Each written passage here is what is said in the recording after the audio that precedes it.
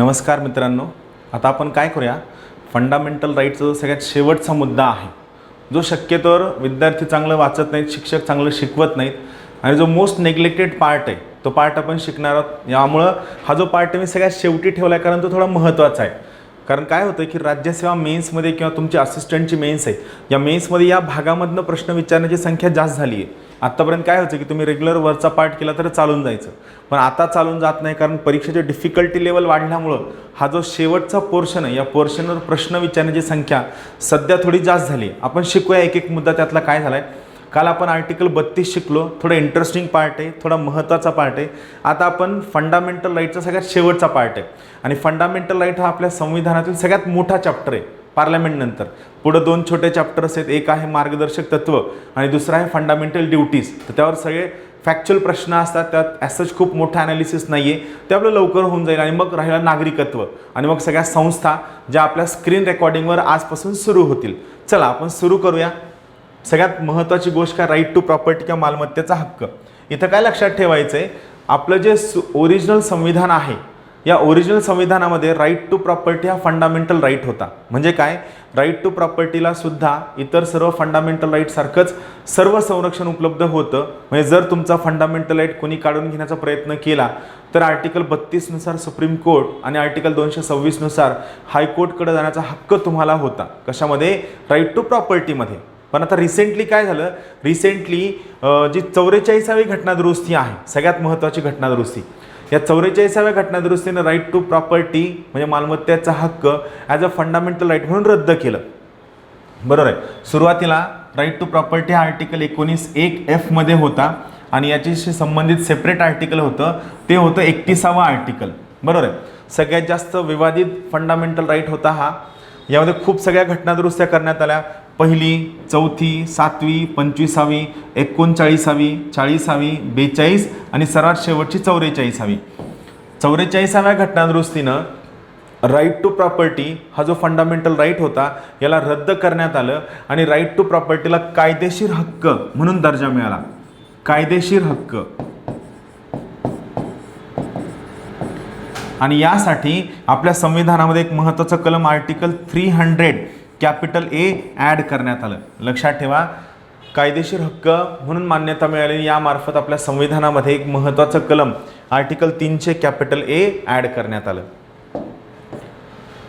सध्या स्थिती काय आहे, कायदेशीर अधिकार आहे, लीगल राईट आहे, म्हणजे कार्यकारी मंडळाच्या निर्णयापासून संरक्षण आहे, मात्र कायदे मंडळापासून नाही। का, कारण जो हक्क तुम्हाला कायद्यानं मिळालाय म्हणजे कायदे मंडळापासून मिळालाय, तो हक्क कायदा हिरावून घेऊ शकतो, म्हणजे कायदे मंडळ हिरावून घेऊ शकतं। याचा अर्थ काय आहे, तुमच्या सर्व फंडामेंटल राईट्सला कायदे मंडळ व कार्यकारी मंडळ या दोन्हीपासून सुद्धा संरक्षण आहे, मात्र राईट टू प्रॉपर्टी या फंडामेंटल राईटला तुम्हाला फक्त फक्त कार्यकारी मंडळापासून संरक्षण आहे, कायदे मंडळापासून संरक्षण नाही। आर्टिकल 32 वापरून तुम्ही सरळ सर्वोच्च न्यायालयात जाऊ शकत नाही, यासाठी तुम्ही आर्टिकल 226चा मात्र वापर करू शकता आणि हायकोर्टमध्ये जाऊ शकता। का, कारण मी तुम्हाला मागे सांगितलं होतं आर्टिकल 32 हे फक्त आणि फक्त फंडामेंटल राईटसाठी वापरलं जाऊ शकतं, 226 मात्र फंडामेंटल राईट आणि लीगल राईट या दोन्हीसाठी सुद्धा वापरलं जाऊ शकतं। परत एकदा सांगतो, आर्टिकल 32 हे फक्त फंडामेंटल राईट्ससाठी वापरलं जाऊ शकतं, 226 मात्र फंडामेंटल राईट आणि इतर कायदेशीर हक्क या सर्वांसाठी वापरलं जाऊ शकतं। आणि सगळ्यात महत्त्वाची गोष्ट, कॉम्पन्सेशन मिळेल याचा अधिकार नाही। म्हणजे समजा तुमची एखादी जमीन सरकारनं अधिग्रहण केली तर तुम्हाला कॉम्पन्सेशन मिळेलच याची गॅरंटी फंडामेंटल राईट टू प्रॉपर्टीसाठी नाही। अगोदर काय होतं, जर समजा तुमची जमीन सरकारनं किंवा कुणीही अधिग्रहित केली तर तुम्हाला कॉम्पन्सेशन मिळण्याचा अधिकार 100% होता, पण नवीन पद्धतीमध्ये तुम्हाला कॉम्पन्सेशन मिळेलच याची गॅरंटी नाही। म्हणजे या अगोदरची तरतूद होती की जर तुमची जमीन कुणी अधिग्रहित केली तर त्या ठिकाणी तुम्हाला कॉम्पन्सेशन मिळण्याची गॅरंटी होती। ही 44व्या घटनादुरुस्तीनंतर ही गॅरंटी आता बंद आहे। म्हणजे तुमची जमीन सरकारनं अधिग्रहित केली तरीही तुम्हाला कॉम्पन्सेशन मिळेल याची गॅरंटी नाही, मात्र कॉम्पन्सेशन मिळण्याचा अधिकार 2 केसेसमध्ये तुम्हाला मात्र नक्की आहे। म्हणजे या गोष्टीला अपवाद आहे की जर समजा सरकारनं अल्पसंख्याकांची मालमत्ता अधिग्रहित केली, मायनॉरिटीजची, तर मायनॉरिटीजला या ठिकाणी कॉम्पन्सेशन मिळण्याचा अधिकार गॅरंटीड आहे। राईट टू प्रॉपर्टी हा फंडामेंटल राईट जरी नसला तरीही जर समजा सरकारनं अल्पसंख्याकांची मालमत्ता अधिग्रहण केली तर या केसमध्ये अल्पसंख्याकांना कॉम्पन्सेशन मिळण्याचा अधिकार गॅरंटीड आहे. दुसरी महत्त्वाची गोष्ट, एखाद्याची जमीन ही स्टॅच्युटरी सिलिंगच्या मध्ये असेल, म्हणजे एका मर्यादेमध्ये असेल, कमाल मर्यादेपेक्षा जास्त नसेल तरीसुद्धा त्या व्यक्तीला कॉम्पन्सेशन मिळण्याचा अधिकार गॅरंटीड आहे आर्टिकल 31 कॅपिटल एच्या अंतर्गत. हे राईट टू प्रॉपर्टीबद्दल होतं. सगळ्यात महत्त्वाचा मुद्दा लक्षात ठेवा, 44वी घटनादुरुस्ती 1978नं right to property as a fundamental right हा काढून टाकलेला आहे. सध्या राईट टू प्रॉपर्टी हा फंडामेंटल राईट नाही आहे. सध्या राईट टू प्रॉपर्टी हा फक्त आणि फक्त कायदेशीर हक्क आहे आर्टिकल 300A अंतर्गत. चालेल, ठीक आहे. आता पुढचं आपण पाहूया, मूलभूत अधिकारांना असणारे अपवाद. इथं लक्षात ठेवा, मी तुम्हाला सुरुवातीला सुद्धा शिकवताना सांगितलं होतं, मूलभूत अधिकारांना असणारे 3 महत्त्वाचे अपवाद आहेत. एक आहे आर्टिकल 31 कॅपिटल ए, दुसरा आहे 31 कॅपिटल बी, तिसरा आहे 31 कॅपिटल सी. हे तीनही आर्टिकलवर आजकाल प्रश्न विचारण्याचा संख्या खूप जास्त झालेली आहे. त्यामुळे आपण हे तीनही आर्टिकल चांगले समजून घ्या.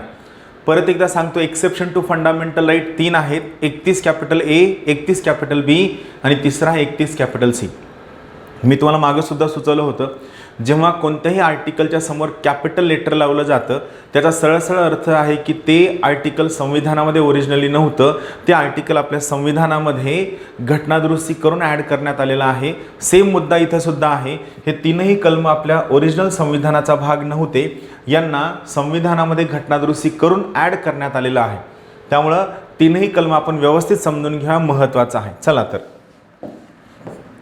सगळ्यात पहिलं आहे, इथे एक गोष्ट काय लक्षात ठेवायची आहे, फंडामेंटल राईटला असणारे जे काही अपवाद आहेत हे अपवाद 2 प्रकारचे आहेत.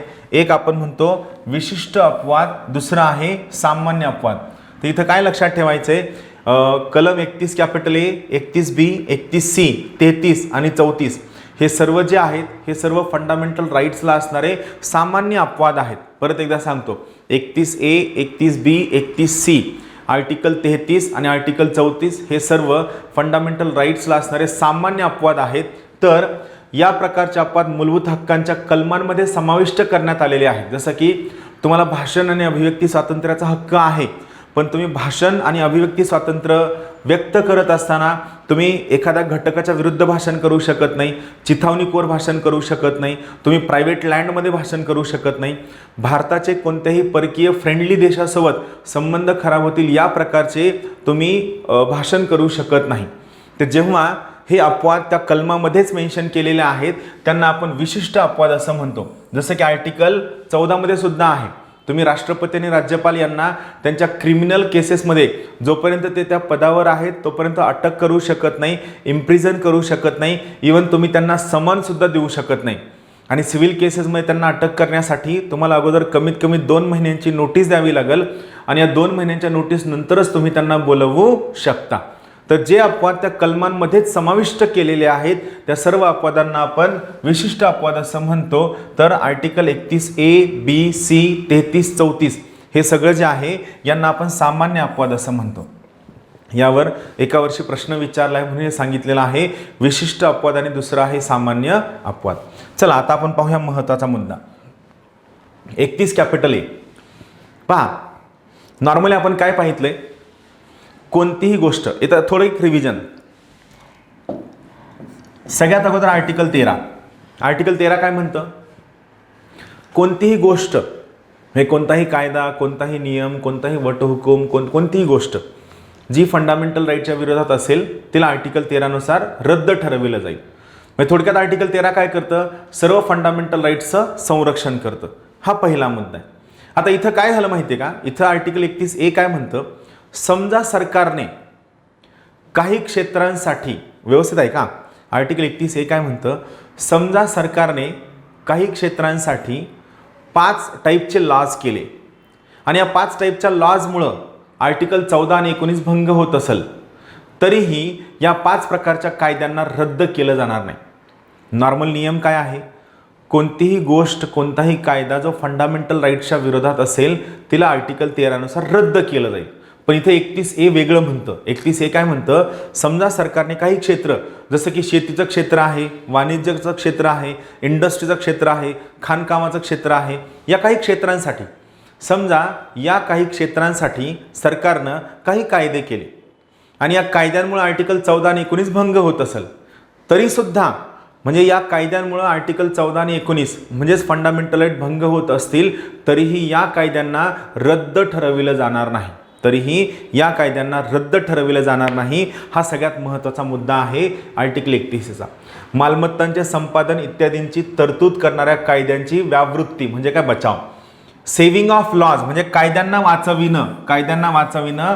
Providing for acquisition of estate म्हणजे मालमत्ता अधिग्रहण करताना जर समजा काही कायद्यांमुळं, परत एकदा ऐका, मालमत्ता अधिग्रहण करताना किंवा मालमत्ता घेताना सरकारद्वारे जर समजा काही फंडामेंटल राईटचं उल्लंघन होत असेल, तरीही या कायद्यांना रद्द न करता या कायद्यांचा बचाव करणं म्हणजे आर्टिकल 31A. महत्त्वाचा मुद्दा, आर्टिकल 31A हे 1951च्या पहिल्या घटनादुरुस्तीद्वारे समाविष्ट केलेलं आहे. लक्षात ठेवा, 31A हे आपल्या संविधानाची जी पहिली घटनादुरुस्ती आहे 1951ची, या घटनादुरुस्तीद्वारे आपल्या संविधानामध्ये ॲड करण्यात आलेलं आहे. चौथी घटनादुरुस्ती 1955 आणि 17वी घटनादुरुस्ती 1964 याद्वारे यात बदल करण्यात आलेला आहे. म्हणजे बेसिकली पाहायला गेलं तर पहिली घटनादुरुस्ती, त्यानंतर चौथी घटनादुरुस्ती आणि 17वी घटनादुरुस्ती या तीनही आर्टिकल 31A संबंधित आहेत. पहिली, चौथी आणि 17वी हे तीनही घटनादुरुस्त्या लक्षात ठेवा, महत्त्वाच्या आहेत. आता यामध्ये काय म्हणतं, हे म्हणतं की जर समजा आर्टिकल 31A अंतर्गत सरकारने 5 प्रकारचे कायदे केले की जे कायदे आर्टिकल 14 आणि 19ला भंग करत असतील, तरीही या कायद्यांना इनव्हॅलिड ठरविले जाणार नाही. यामध्ये कोणते कायदे येतात, जमीन सुधारणेचे कायदे येतात, उद्योगांचे कायदे येतात, वाणिज्यांचे कायदे येतात. थोडक्यात काय आहे, थोडक्यात कलेक्टिव्ह इंटरेस्ट, सामूहिक हिताचे कायदे येतात. कोणते कायदे येतात,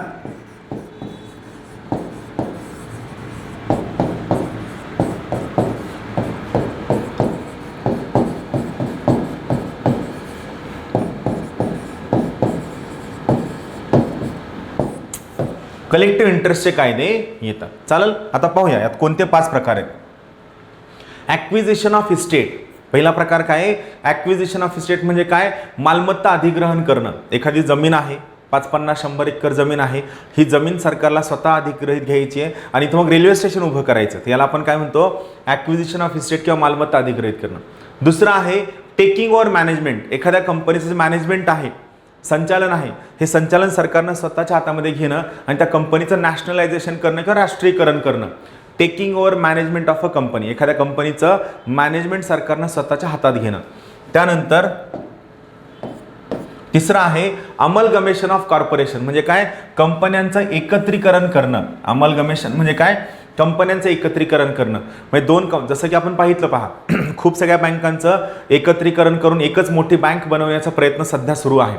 किंवा स्टेट बँक ऑफ इंडियाच्या ज्या सगळ्या सबसिडरी बँका होत्या, state bank of Hyderabad, state bank of Mysuru किंवा स्टेट बँक ऑफ त्रावणकोर, त्या सगळ्या बँकांना हळूहळू काय केलेलं आहे, एका बँकेमध्ये एकत्रीकरण केलेलं आहे. तर हे काय, अमलगमेशन किंवा एकत्रीकरण कंपन्यांचं. एक्सटिंग्विशमेंट म्हणजे काय, रद्द होणे. एक्सटिंग्विश म्हणजे रद्द होणे किंवा मॉडिफिकेशन म्हणजे काय, बदल होणे. कुणाचे, संचालकांचे. एखाद्या कंपन्यांमध्ये जे संचालक असतात, या संचालकांचे जे अधिकार आहेत, त्यांचे जे राईट्स आहेत, या राईट्समध्ये बदल होणं किंवा राईट रद्द होणं. चौथं आणि सगळ्यात शेवटचं आहे एक्सटिंग्विशमेंट किंवा मॉडिफिकेशन ऑफ मायनिंग लीज, खाणकामाचा परवाना.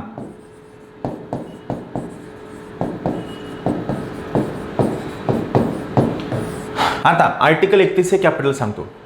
समजा संसदेनं, मी संसदेबद्दल बोलतोय, राज्याच्या विधानसभेबद्दल थोड्या वेळानं बोलणार आहे. समजा संसदेनं या 5 प्रकारच्या कोणत्याही गोष्टीसाठी एखादा कायदा केला आणि या कायद्यामुळं आर्टिकल 14 किंवा आर्टिकल 19 हे भंग होत असेल, तरीही या कायद्याला रद्द केला जाणार नाही. हा कायदा व्हॅलिड असेल, हे आर्टिकल 31 म्हणणं आहे. नॉर्मली आपलं काय म्हणणं असतं, कोणत्याही कायद्यामुळे जर आर्टिकल 14 आणि 19 भंग होत असेल, तर त्या कायद्याला काय केलं जाईल, रद्द केलं जाईल. पण इथे यांचं काय म्हणणं आहे की हा कायदा ॲज इट इज व्हॅलिड असेल, हा कायदा चालू राहील. चालेल. यामध्ये एक महत्त्वाची बाब आहे, जर समजा सेम आर्टिकल 31 कॅपिटल एच्या अंमलबजावणीसाठी, जर समजा सेम आर्टिकल 31 कॅपिटल एच्या अंमलबजावणीसाठी एखाद्या राज्यानं कायदा केला, आतापर्यंत मी कोणाबद्दल बोलत होतो, संसदेच्या कायद्याबद्दल बोलत होतो. आता मी काय म्हणतोय, आर्टिकल 31 एच्या अंमलबजावणीसाठी जर समजा एखाद्या राज्याच्या विधानसभेनं कायदा केला, तर या कायद्याला राष्ट्रपतीची पूर्वपरवानगी आवश्यक आहे. जर राष्ट्रपतीची पूर्वपरवानगी नसेल तर या कायद्याला तुम्ही ज्युडिशियल रिव्ह्यूपासून वाचवू शकत नाही. मात्र जर राष्ट्रपतीची पूर्वपरवानगी असेल तर सेम गोष्ट स्टेटच्या कायद्याला सुद्धा लागू असेल. म्हणजे स्टेटच्या कायद्यामुळे 14 आणि 19 भंग होत असेल तरीही त्या राज्याच्या कायद्याला रद्द ठरविलं जाणार नाही. कोणत्या केसमध्ये? जर त्या राज्याच्या कायद्याला राष्ट्रपतीची परवानगी असेल तर. आर्टिकल 31 एच्या अंतर्गत स्टेटच्या लॉला न्यायालयीन पुनर्विलोकनापासून वाचू शकत नाहीत. मात्र जर या राज्याच्या कायद्याला राष्ट्रपतींची परवानगी असेल तर त्याला आपण न्यायालयीन पुनर्विलोकनापासून इम्युनिटी मिळते, सुरक्षा मिळते आणि तो कायदा रद्द होणार नाही. हे आहे आर्टिकल 31 कॅपिटल ए. मी तुम्हाला सर्वांना सुचवल 31 कॅपिटल ए व्हिडिओ पॉज करा, थोडा बॅक घ्या आणि हा व्हिडिओ परत एकदा पहा, कारण हे महत्त्वाचं आहे. पुस्तक वाचताना हे कळत नाही. सोपा कन्सेप्ट आहे. आर्टिकल 31 कॅपिटल एच्या अंतर्गत जर समजा आपल्या संसदेनं एखादा महत्त्वाचा कायदा त्या 5 घटकांमध्ये केला आणि या कायद्यामुळे आर्टिकल 14 आणि 19 भंग पावत असेल तरीही या कायद्याला रद्द ठरविलं जाणार नाही. तरी या कायद्याला रद्द ठरविलं जाणार नाही. सगळ्यात महत्त्वाची बाब. आलं लक्षात? 31 कॅपिटल ए. पुढचा आहे 31 कॅपिटल बी. 31 बी. 31 बी काय आहे? सगळ्यात महत्त्वाचं कलम आहे. 31 बीनं काय केलं? 31 बीनं आपल्या संविधानामध्ये 9वं शेड्यूल ॲड केलं, 9th शेड्यूल. हे मी डिटेल्डमध्ये शिकवणार आहे. आता आपला फंडामेंटल राईट आणि DPSP संपल्यानंतर मग मी तुम्हाला संविधानाची मूलभूत चौकट ही संकल्पना शिकवणार आहे. चालेल? पहा 31 बी. 31 बीनं काय केलंय? संविधानामध्ये 9वं शेड्यूल ॲड केलेलं आहे आणि 9व्या शेड्यूलची व्याख्या काय माहिती आहे का? कोणताही कायदा, कोणताही नियम, कोणताही वटहुकूम, कोणताही राज्याचा कायदा, राज्याचा नियम, राज्याचा वटहुकूम किंवा कोणतेही एक्झिक्युटिव्ह रिझोल्युशन GR, कोणत्याही सरकारचा अध्यादेश जो 9व्या शेड्यूलमध्ये टाकला जाईल त्याला न्यायालयीन पुनर्विलोकन नसेल. त्याला न्यायालयीन पुनर्विलोकन नसेल. थोडक्यात तमिळनाडूचं रिझर्वेशन कुठं टाकले? 9व्या शेड्यूलमध्ये टाकले. त्यामुळे ज्युडिशरी त्याला रिव्ह्यू करत नाहीये. करतीये ज्युडिशरी, त्यावर निकाल देणार आहे. तर आपण वेगळा मुद्दा तो आपण नंतर पाहूया. फक्त इथं डेफिनेशन काय आहे? कोणताही मुद्दा, कोणताही नियम किंवा कोणतीही गोष्ट जी 9व्या शेड्यूलमध्ये टाकली जाईल त्यावर ज्युडिशियल रिव्ह्यू होणार नाही. आणि हे अगोदर मान्य होतं. पण 24 एप्रिल 1973ला मी ते सांगतो. पहा, हे कलम पहिली घटनादुरुस्तीद्वारे समाविष्ट केलेलं आहे. या घटनादुरुस्तीनं 9वं शेड्यूल आपल्या संविधानात ॲड केलेलं आहे. 31 बी काय म्हणतं? कोणताही कायदा, नियम, तरतूद जर 9व्या शेड्यूलमध्ये टाकली गेली तर त्यावर ज्युडिशियल रिव्ह्यू होणार नाही. त्याला ज्युडिशियल रिव्ह्यूपासून ब्लँकेट इम्युनिटी असेल. ब्लँकेट म्हणजे काय? पूर्ण संरक्षण असेल, फुल प्रोटेक्शन असेल. ज्युडिशरी त्याला तपासूच शकत नाही. मात्र काय झालं? 24 एप्रिल 1973ला सुप्रीम कोर्टने एक महत्त्वाचं जजमेंट दिलं. ते होतं केशवानंद भारती केस. केशवानंद भारती केसमध्ये सुप्रीम कोर्टने एक नवीन संकल्पना आणली. ती संकल्पना म्हणजे संविधानाची मूलभूत चौकट. आणि सुप्रीम कोर्टचं म्हणणं आहे ज्युडिशियल रिव्ह्यू म्हणजे न्यायालयीन पुनर्विलोकन हा संविधानाच्या मूलभूत चौकटीचा भाग आहे. तो तुम्ही काढून घेऊ शकत नाही. म्हणून सध्या काय परिस्थिती आहे? जे कायदे, नियम, तरतुदी, GR या 9व्या शेड्यूलमध्ये 24 एप्रिल 1973च्या अगोदर टाकलेल्या आहेत त्यांच्यावर ज्युडिशियल रिव्ह्यू होऊ शकत नाही. पण जे कायदे, नियम, तरतुदी, GR हे 24 एप्रिल 1973च्या नंतर टाकलेले आहेत त्यांच्यावर मात्र ज्युडिशियल रिव्ह्यू नक्की होईल. आलं लक्षात? जे 24 एप्रिल 1973च्या अगोदर टाकलेले आहेत त्यांच्यावर ज्युडिशियल रिव्ह्यू होणार नाही. मात्र जे आपण त्याच्या नंतर टाकलेले केशवानंद भारती केसच्या नंतर टाकलेले आहेत त्यांच्यावर मात्र नक्की ज्युडिशियल रिव्ह्यू होईल. राहील लक्षात? हा मुद्दा परत एकदा पहा, परत एकदा रिपीट सांगतो. 31 बीनं संविधानात 9वं शेड्यूल टाकलेलं आहे. 9वं शेड्यूल सर्व प्रकारच्या कायद्यांना ब्लँकेट इम्युनिटी देतं, म्हणजे पूर्ण प्रोटेक्शन देतं. कशापासनं? ज्युडिशियल रिव्ह्यूपासनं किंवा न्यायालयीन पुनर्विलोकनापासनं. इथं महत्त्वाची बाब आहे, ज्या गोष्टी याच्यामध्ये 24 एप्रिल 1973च्या अगोदर टाकल्यात त्यांच्यावर ज्युडिशियल रिव्ह्यू होणार नाही. मात्र केशवानंद भारती केसमध्ये सुप्रीम कोर्टनं स्वतः सांगितलेलं आहे की ज्युडिशियल रिव्ह्यू हा संविधानाच्या मूलभूत चौकटीचा भाग आहे, जो तुम्ही काढून घेऊ शकत नाही. त्यामुळं कोणतीही गोष्ट जी संविधानामध्ये आता टाकलेली आहे त्याच्यावर मात्र नक्की ज्युडिशियल रिव्ह्यू होईल. ही सध्याची सगळ्यात महत्त्वाची बाब आहे. राहील लक्षात? हे बेसिक आहे. आता तिसरं, विशिष्ट मार्गदर्शक तत्त्वे अंमलात आणणाऱ्या कायद्यांचा बचाव. म्हणजे समजा सरकारनं एखादा कायदा करताना काही मार्गदर्शक तत्त्वांच्या अंमलबजावणीसाठी हा कायदा केला आणि या कायद्यामुळे काही फंडामेंटल राईट भंग होत असतील तरीही त्याला प्रोटेक्शन मिळेल. सेम 31A सारखं, फक्त 31A मध्ये काय होतं, ते 5 प्रकारचे कायदे होते आणि 31C मध्ये काय आहे, मार्गदर्शक तत्व. चला आपण पाहूया. समजा संसदेने एखादा कायदा किंवा एखादी तरतूद ही आर्टिकल 39B आणि आर्टिकल 39C च्या अंमलबजावणीसाठी केली. आठवतं 39B आणि C? आठवतं का? आठवायलाच हवं, खूपदा सांगितले. 39B काय आहे? वितरणात्मक न्याय, डिस्ट्रीब्युटिव्ह जस्टिस. 39C काय आहे? पुनर्वितरणात्मक न्याय, म्हणजे रिडिस्ट्रीब्युटिव्ह जस्टिस. समजा संसदेने एखादा कायदा 39B आणि 39C च्या अंमलबजावणीसाठी केला आणि या संसदेच्या कायद्यामुळं आर्टिकल 14 आणि 19 भंग होत असेल तरीही या कायद्याला रद्द ठरवले जाणार नाही, म्हणजे या कायद्याला संरक्षण मिळेल. आणि याला स्वतः सुप्रीम कोर्टने मान्यता दिलेली आहे. एखादा कायदा किंवा तरतूद ही 39B आणि 39C च्या अंमलबजावणीसाठी केली असेल आणि या कायद्यामुळे जर आर्टिकल 14 किंवा 19 भंग होत असेल तरीही या कायद्याला रद्द ठरवले जाणार नाही. अपवाद त्यामुळे म्हणतो ना, नॉर्मल गोष्ट काय आहे, कोणतीही गोष्ट जी फंडामेंटल राईटच्या विरोधात असेल तिला रद्द केलं जाईल. पण इथं आपण काय बघतोय, याला आपण रद्द का करत नाही? कारण मेन कारण असं आहे, इथं हे कलेक्टिव्ह इंटरेस्ट, सामूहिक हित जपलं जातं. इथं पण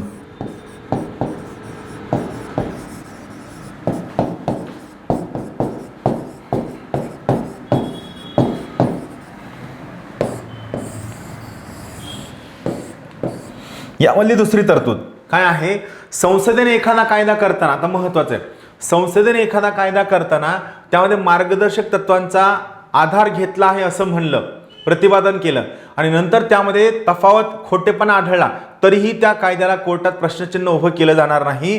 तर थोडक्यात काय ही तरतूद काय म्हणते, समजा संसद खोटं बोलली तरी तुम्ही कोर्टात जाऊ शकत नाही, तर याला मात्र सुप्रीम कोर्टनं रद्द केलं. सुप्रीम कोर्ट म्हणलं हे चालणार नाही. का नाही चालणार?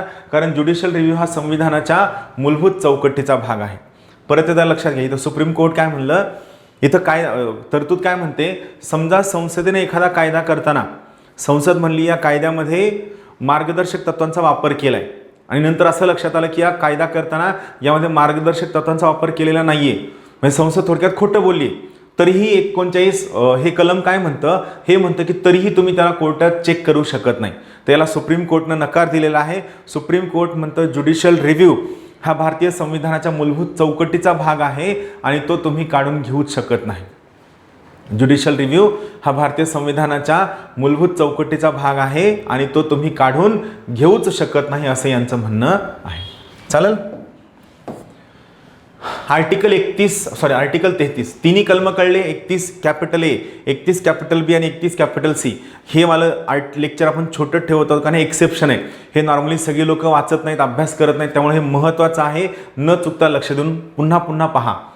आर्टिकल 33 काय म्हणतं, सेना म्हणजे कोण, आर्म्ड फोर्सेस, सेनेच्या मूलभूत हक्कांमध्ये फेरबदल करण्याचा संसदेचा अधिकार.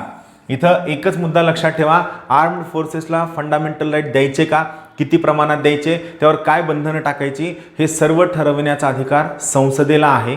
आयोग इथं काय करतं, संसद शब्दाच्या जागेवर राष्ट्रपती टाकतं. आपण घाईत प्रश्न वाचताना आपण चुकतो. लक्षात ठेवा, आर्म्ड फोर्सेसला फंडामेंटल राईटचा वापर करत असताना त्यावर काय सर्व बंधनं टाकली जातील हे सर्वच्या सर्व ठरविण्याचा अधिकार हा कुणाला आहे, संसदेला आहे. Parliament's right to modify fundamental rights applicable to armed forces. भाग 3 द्वारे राज्यघटनेने म्हणजे आपल्या संविधानाने नागरिकांना जे सर्व अधिकार बहाल करण्यात आलेले आहेत हे मूलभूत हक्क सेनेला लागू करताना त्यात आवश्यक ते फेरबदल करण्यासंबंधीचा अधिकार संसदेला कायद्यानुसार प्रदान करण्यात आलेला आहे. म्हणजे इथं कोण करणार, संसद कायदा करून ठरवणार की फंडामेंटल राईट्स वापरत असताना त्यांनी कोणत्या पद्धतीनं फंडामेंटल राईट्स वापरावे. आर्टिकल 33. पुढचा आर्टिकल 34. लष्करी कायदा अंमलात असताना मूलभूत हक्कावर असणारे निर्बंध. Martial law. या कलमामध्ये भारतीय राज्य क्षेत्रात एखाद्या भागात लष्करी कायदा म्हणजेच काय मार्शल लॉ जर लागू असेल तर मूलभूत हक्कांवरील काय निर्बंध असतील याबाबतच्या तरतुदी हा कोण करू शकतं, संसद करू शकते. त्या ठिकाणी मूलभूत हक्क किती प्रमाणात असावे नसावे हे सर्व ठरवण्याचा अधिकार कुणाला आहे, संसदेला आहे, हे लक्षात ठेवा. आर्म फोर्सेसचा एखादा एक्झाम्पल अफ्स्पा, मी तुम्हाला होमवर्क देतो. अफ्स्पाचा फुल फॉर्म शोधा, त्याच्याबद्दल डिटेलिंग आपल्या यूट्यूब चॅनलला टाका. परत एकदा सांगतो, अफ्स्पाचा काय फुल फॉर्म आहे शोधा आणि त्याच्याबद्दलची डिटेलिंग आपल्या यूट्यूब चॅनलला टाका. आर्टिकल 35. मूलभूत हक्कांच्या अंमलबजावणीसाठी कायदे. या कलमामध्ये उल्लेख असलेल्या काही मूलभूत हक्कांच्या अंमलबजावणीसाठी कायदे करण्याचा अधिकार फक्त संसदेला असून राज्य विधिमंडळाला नसेल. काही फंडामेंटल राईटच्या अंमलबजावणीसाठी. थोडक्यात काय इथं पण परत फंडामेंटल राईटची अंमलबजावणी करताना किंवा कायदा करताना ऑल पॉवरफुल कोण आहे, ऑल पॉवरफुल संसद आहे, हे बेसिकली लक्षात ठेवा. तर या ठिकाणी आपला फंडामेंटल राईटचा चॅप्टर संपलाय. थोडा मोठा होता, आपण ऑलमोस्ट 7 ते 8 दिवस यावर शिकतोय. पण का शिकतोय त्यामागचं कारण आहे की आपला खूप सगळा पोर्शन कव्हर झालाय आणि मध्ये 1-2 दिवस टेक्निकल प्रॉब्लेममुळे ॲप दिसलं नाही, त्यामुळे आपण ॲप दिसण्याचं एक्सटेन्शन वाढवतोय. तेव्हा लेक्चर थोडे छोटे करून आपला प्रयत्न असा असेल की तुम्हाला किती चांगल्या पद्धतीने हे सगळं दिसेल. सर्वांना खूप खूप शुभेच्छा. लेक्चर पहा, फंडामेंटल राईट पुन्हा पहा. आता आपण काय करूया, उद्यापासून छोटे चॅप्टर्स आहेत ते आपण कव्हर करायला सुरू करूया. आपले मेन टॉपिक आणि बाकी गोष्टी आपण सुरू करूया. चालेल. सर्वांना खूप खूप शुभेच्छा. Thank you very much. Have a good day. Thank you.